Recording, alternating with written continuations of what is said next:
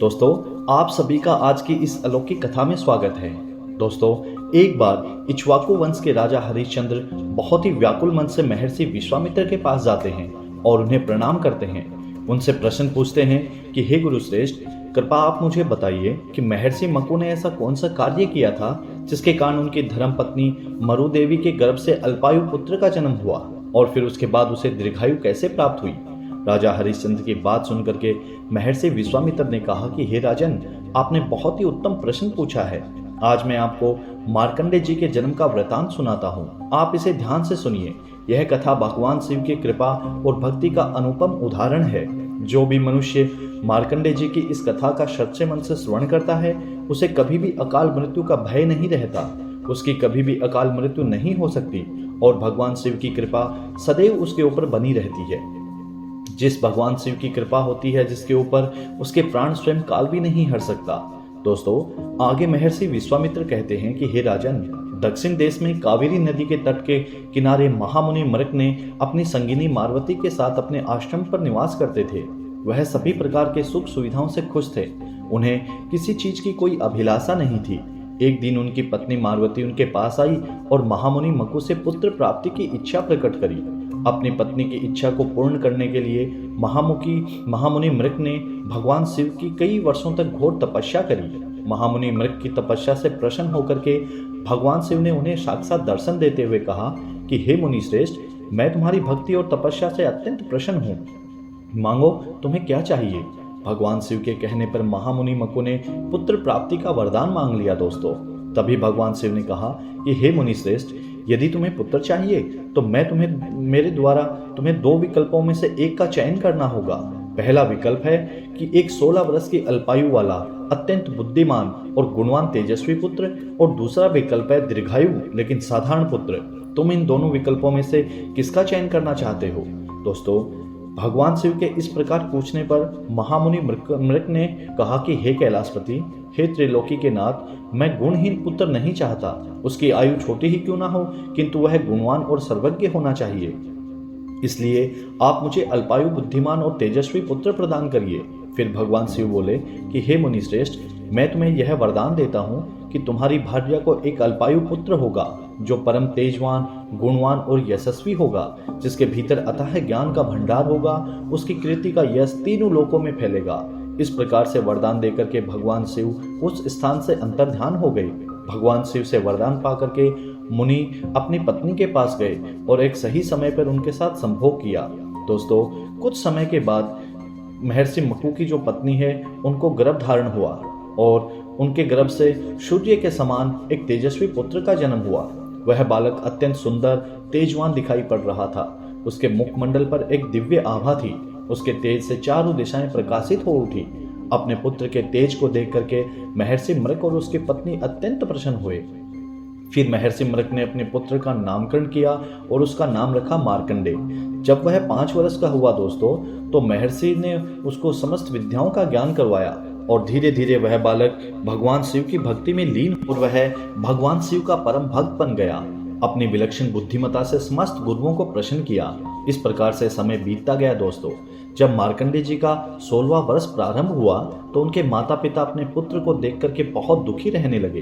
अपने माता पिता को इस प्रकार से दुखी देख करके मार्कंडे ने इस दुख का कारण पूछा तो उसके माता पिता ने कहा कि हे पुत्र, भगवान शिव के आशीर्वाद से तुम्हारी आयु मात्र 16 वर्ष की है। अब तुम्हारी आयु की समाप्ति का समय निकट आ चुका है। उसके बाद तुम्हारी मृत्यु हो जाएगी। अपने पिता के मुख से यह सब सुनकर के मार्कंडे तनिक भी भयभीत नहीं हुए, बल्कि उन्होंने अपने माता पिता से कहा कि हे माता पिता, आप मेरे लिए कदापि भी शोक मत करिए। मैं भगवान शिव की आराधना करूंगा। यदि वह मेरी भक्ति और तपस्या से प्रसन्न हो जाते हैं तो मुझे मृत्यु का कोई भय नहीं रहेगा। उनकी इच्छा के बिना तो स्वयं यमराज भी मेरे प्राण नहीं हर सकते। काल तो उनकी मुट्ठी में रहता है। वे कालों के भी काल महाकाल हैं। मैं उन्हीं की आराधना करके अमृतत्व को प्राप्त कर लूंगा। अपने पुत्र की बात सुनकर के महर्षि और उसकी पत्नी को बहुत अच्छा लगा, परंतु उनको पता था कि होनी को कौन टाल सकता है। तब उन्होंने कहा कि हे पुत्र, तुम अवश्य ही भगवान शिव की शरण में जाओ। उनसे बढ़कर के दूसरा कोई भी नहीं है। उनके लिए कोई भी कार्य असंभव नहीं है। अब वो ही तुम्हारा उद्धार करेंगे।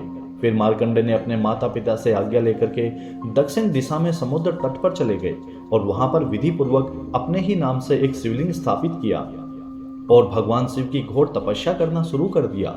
दोस्तों, इस प्रकार से पूजा करते हुए उन्हें कई दिन बीत गए। जब 16वें वर्ष का अंतिम दिन आया तो उनके प्राण हरने के लिए अपने वाहन भैंसे पर सवार होकर के स्वयं यमराज मार्कंडे के सामने आए और मार्कंडे से कहा कि हे बालक, तुम्हारे जीवन का समय पूरा हो चुका है, अब तुम्हें मेरे साथ चलना होगा। दोस्तों, आगे की कथा सुनाते हुए महर्षि विश्वामित्र ने राजा हरिश्चंद्र से कहा कि हे राजन, अपने सामने काल रूपी यमराज को देख करके मार्कंडे तनिक भी भयभीत नहीं हुए। वह भगवान शिव जी की भक्ति में ध्यान मगन रहे और यमराज की बात को अनसुना कर दिया। दोस्तों, मार्कंडे की ऐसी दुष्टता को देख करके यमराज को बहुत क्रोध आया और उसने क्रोधित होकर के कहा कि हे बालक, तुम्हें इस उद्दंडता का दंड अवश्य मिलेगा। यमराज की यह बात सुनकर के मार्कंडे ने कहा कि हे कालदेव, मैं जानता हूं कि आज मेरे जीवन का अंतिम दिन है, किंतु मैं जब तक भगवान शिव के मृत्युंजय नामक मंत्र का पाठ पूरा ना कर लूं, तब तक मेरी प्रगति को तुम नहीं रोक सकते। मैं शिव की स्तुति के बिना कहीं नहीं जाता, भोजन और शयन तक नहीं करता, यही मेरा नियम है।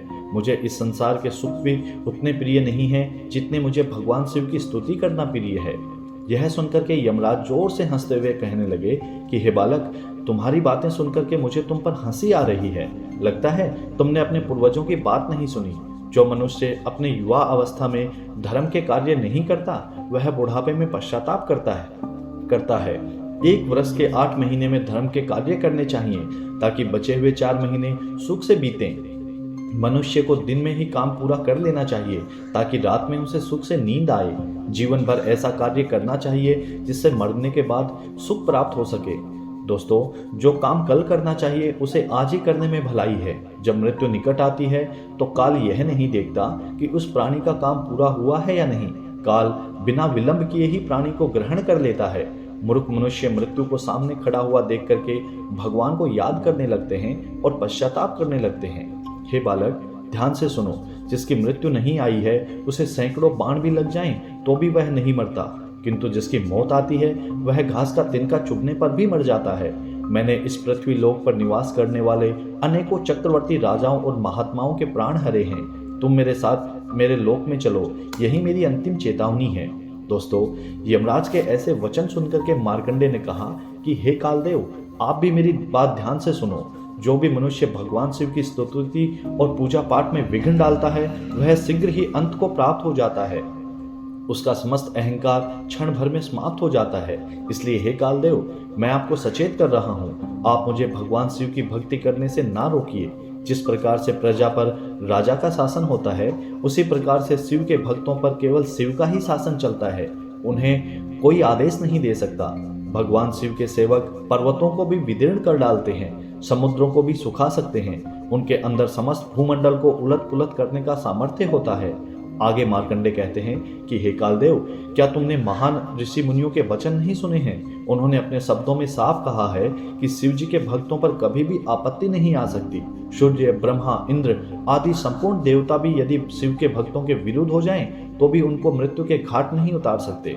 दोस्तों, मार्कंडे के इस प्रकार के वचन सुनकर के यमराज को बहुत क्रोध आ गया और वे अपना रौद्र रूप धारण करते हुए बोले, अरे दुर्बुद्धि बालक, तू किसे चुनौती दे रहा है? इतना कह करके यमराज ने अपना पाश मार्कंडे के गले में डाल दिया। जैसे ही पास मार्कंडे के गले में पड़ा, वह शिवलिंग पर जा गिरे और उसी क्षण शिवलिंग से अत्यंत क्रोध में भगवान शिव प्रकट हो गए और यमराज को रोकते हुए कहा कि हे यमराज, आप इसे इस प्रकार कहाँ लेकर के जा रहे हो? यह मेरा परम भक्त है, इसे मेरी इच्छा के बिना कोई भी मृत्यु नहीं दे सकता। तुमने मेरे इस भक्त को कष्ट क्यों दिया? तुम्हें इसका दंड अवश्य मिलेगा। फिर भगवान शिव जी के क्रोध में आकर के अपने त्रिशूल से यमराज पर प्रहार कर दिया। दोस्तों, जिससे यमराज की मृत्यु हो गई। यह देख करके समस्त देवतागण भयभीत हो उठे और भगवान शिव के पास जाकर के प्रार्थना करने लगे।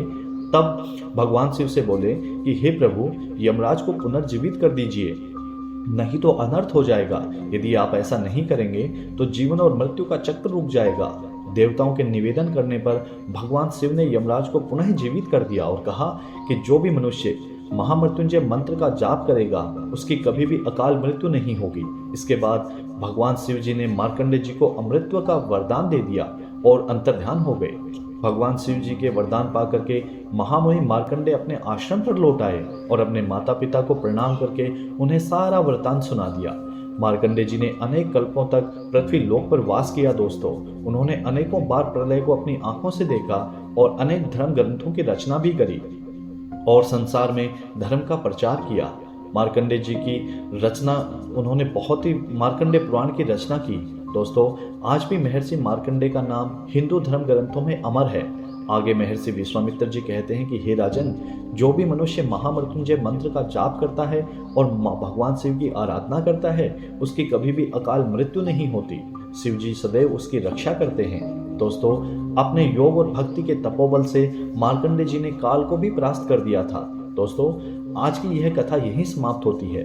आशा करता हूं कि आपको यह कहानी बहुत ही अच्छी लगी होगी। कमेंट्स में जय श्री राम या ओम नमः शिवाय अवश्य लिखें।